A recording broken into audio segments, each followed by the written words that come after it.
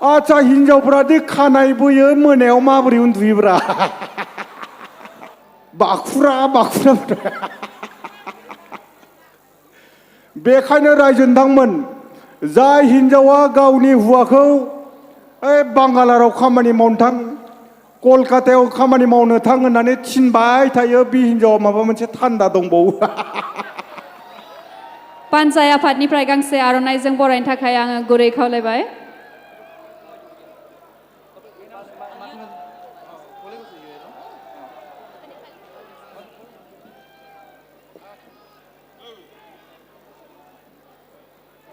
खेबसे बयबो आखाइ खबनानै होनांगौ बिथां मेन्डेला सारनि थाखाय।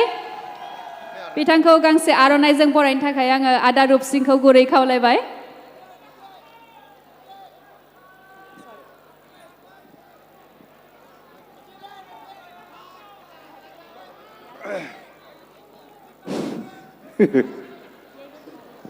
गोजोननाय थाबाय गासैसिमबो फाग्ला सिथार मा एसे फाग्लालै आच्छा रायजो नोंथांमोन मा मुगानि मानसि नोंथांमोना अन्थाइ मुगानि बरियालै गासिबो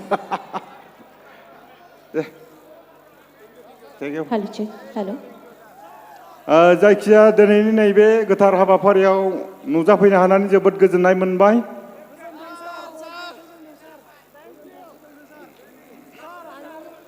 रायजो नोंथांमोन बेफोरबायदि स्टेजाव गोबां जायगायावनो माबा माबि बुंनानै बुथार जानो होसो बेखायनो बेफोरबायदि माबा माबि बुंलाबायनायखौ एसे खम खालामबाय। दा जियानो जा दामग्रा देग्राबो गैया दामग्रा देग्रा थानायमोनबा मेथाइ खननानै नोंथांमोननि गोसोखौ गोजोन होनो हागौमोन।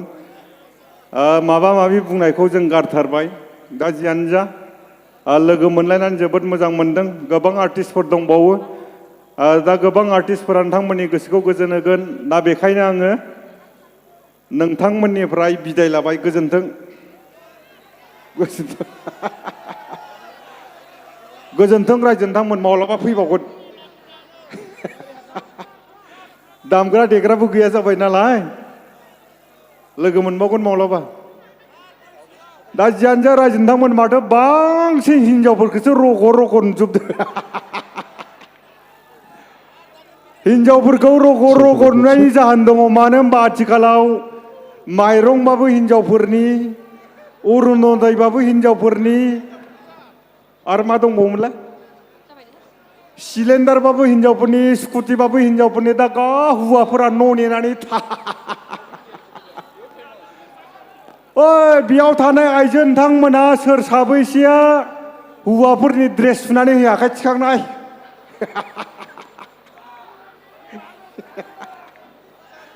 रावबो सुनानै होला। जाय हिनजावफोरा हौवानि ड्रेस सुनानै होआ बिथांमोना मोनसे थान्दा दंबावो। बे थान्दाया जाबाय सोरबा खखाबाव दारि गोनां लोगो मोनगोन नामा सोरबा फैसा गोनां एकदम माहाजोन मालदार मोनगोन नामा होननानै हौवानि ड्रेसफोरखौ बाखुरा बाखुरा बेखायनो रायजो नोंथांमोन जाय हिनजावा गावनि हौवाखौ बांगालाराव खामानि मावनो थां कलकातायाव खामानि मावनो थां होननानै थिनबाय थायो बे हिनजावा माबा मोनसे थान्दा दंबावो बेखौ लानानै हौवाफोरा माब्लाबाबो खामानि मावनो थांनाङा बाहेराव। बेखौ सान्स लानानैनो हिनजावफोरा आथिखालाव बै एसे थाखा गोनां खखाबाव दारि गोनां बेखौ सान्स लाबाय थायो। ओइ सानसु फंबाय सानसुआ बे लाइननि जियानो जा रायजो नोंथांमोन सोरबा जुदि हौवाया बाहेराव थांदोंबा गाबोननिफ्रायनो फैफिन। मानो होनबा आथिखालनि हिनजावखौ बारा फोथायजाला आच्छा हिनजावफ्रादि खानाय बोयो मोनायाव माबोरै उन्दुयोब्रा मोनायाव माबायदि उन्दुगोन ओरै बोदलालायनानै ओरै मोनायाव उन्दुलाङानो खोमा उन्दुलाङो आरो बेलथाय नांगौबा ओरै बोलायनानै ओरै राइट बे खानाय बोनाय हिनजावफोरा माबोरै उन्दुयो होनना सानबाय थायो आं बेथ' मथा मथि बोसोरसेया एसे खस्थ' जायो जियानो जा रायजो नोंथांमोन दामग्रा देग्रा थानायमोनबा आंबो गोबां जायगायावनो मेथाइ खननानै सेन्देलनि प्राइज मोननाय मानसि नालाय दा खोन्थाया जाबाय दामग्रा देग्रा गैया दा बेखायनो अब्लाबो आंनो दामग्रा देग्रा नांलायालै होख्लायनोसै आं होख्लायनोसै आं जाय सिख्लाखौ मोजां मोनो आफायाबो बिखौनो गोसो थोयो आं जाय सिख्लाजों दुरनाम जाबाय आफायाबो बिनि मुङैनो सेन्देल आलाय जाबाय गैलालै संसार बे मुलुगाव रायजो जानायालाय सिमाङावसै गैलालै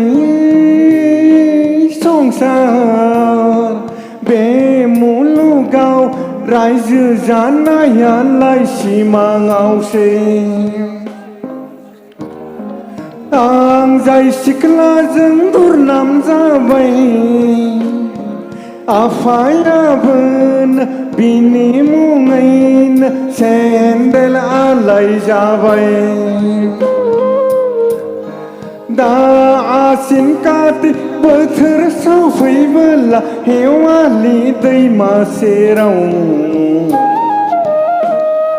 दा आसिन काति बोथोर सफैबोला हेवालि दैमा सेराव सान्दोंमोन आं मोसौ हाला लाना बेसर फोनो सान्दोंमोन आं मोसौ हाला लाना बेसर फोनो सालिया दिनैबो पार्लार गाबोनबो पार्लार फैसा जमाखौसो साफा खालामजोब्बाय सालिया दिनैबो पार्लार गाबोनबो पार्लार फैसा थाखाखौसो साफा खालामजोब्बाय 12 बोसोरजों खनसे पार्लार थांबाय बेनो मुङा जाबाय 1 नाम्बार पार्लार थांग्रा 12 बोसोरजों खनसे पार्लार थांबाय बेनो मुङा जाबाय 1 नाम्बार पार्लार थांग्रा नै थांनोसै हिन्जावालाय आइ आफानि न'यावलाय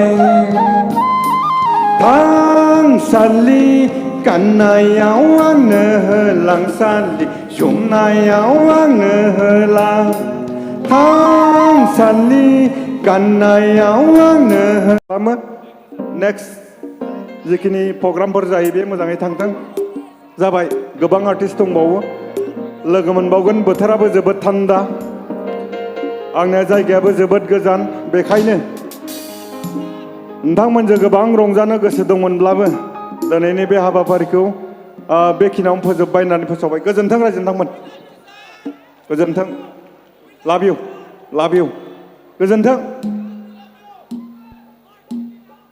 रोजा रोजा भिडिअखौ नायनायनि थाखाय साबायखर गोजोन्थों